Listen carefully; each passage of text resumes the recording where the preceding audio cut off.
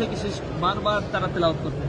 রাসূল ইতিকাফে বসে শেষ 10 দিন কোরআনের শুরু থেকে বারবার তেলাওয়াত করতেন এবং মানুষদেরকে শোনাতেন।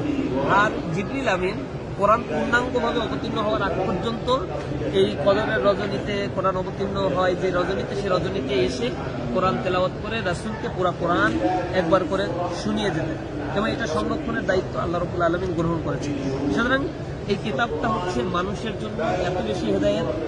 কিতাব যদি কেউ পড়ে, স্বাভাবিকভাবে এর ব্যাখ্যা অর্থ সহ যদি কেউ পড়ে, তাহলে বুঝতে পারবে কোরআন তাকে কি বিষয়ে নির্দেশনা দিচ্ছে।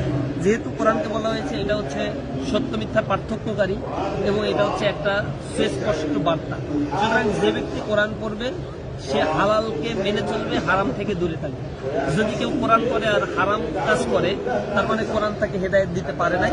তার কোরআন পড়ার মধ্যে কোনো সার্থকতা, এতে তার কোনো লাভ হচ্ছে না, তার কোনো উপকার হচ্ছে না।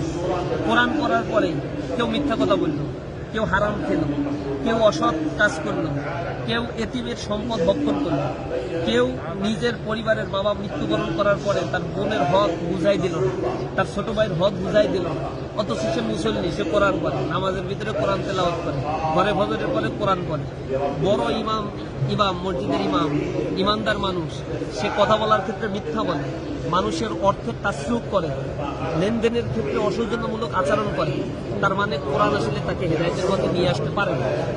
আর সেই কোরআন পড়ে সে কোনো সওয়াব অর্জন করতে পারছে কিনা তাতেও যথেষ্ট পরিমাণ সন্দেহ আছে।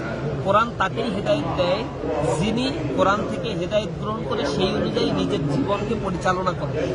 এবং কোরআনকে যেহেতু আল্লাহ রাব্বুল আলামিন বলছেন ওয়ানজালাল ফুরকান, তিনি সত্য এবং মিথ্যার মধ্যে স্পষ্ট পার্থক্য সৃষ্টিকারী একটা রেখা হিসেবে কোরআনকে অবতীর্ণ করে দিয়েছেন। অর্থাৎ কোরআন যে পড়বে সে সত্য এবং মিথ্যার ভিতরে পার্থক্য করতে পারবে, শুধু পার্থক্য করে বসে থাকবে না, সেই কোরআন অনুযায়ী নিজের জীবনকেও সে গড়ে তোলার জন্য চেষ্টা করবে, হালাল পথে চলবে, হারাম থেকে সে বিরত থাকবে। এই জন্যই আল্লাহ রাব্বুল আলামিন কোরআনের এখানে বলছেন, দেখেন যে হুদাল লিন্নাস, মানুষের জন্য, সমস্ত মানুষের জন্য এই কিতাবকে আল্লাহ হেদায়েতের গ্রন্থ বানিয়েছে। এটা শুধু মুসলমানের জন্য না, মুমিনের জন্য না, বা পার্টিকুলার কোনো ব্যক্তির জন্য না। এরপরে আল্লাহ রাব্বুল আলামিন বলছেন ইন্নাল্লাযীনা কাফারু বিআয়াতিল্লাহ, নিঃসন্দেহে যারা আল্লাহর আয়াতসমূহকে অস্বীকার করে, লাহুম আযাবুন শাদীদ, তার জন্য রয়েছে কঠোর শাস্তি। আল্লাহু আজিজুন যুনতিকাম, আর আল্লাহ রাব্বুল আলামিন হচ্ছে মহাপরাক্রমশালী এবং তিনি দণ্ডবিধায়ক। এই আয়াতের একটা ভালো বিষয় আমাদেরকে একটু মনে রাখতে হবে।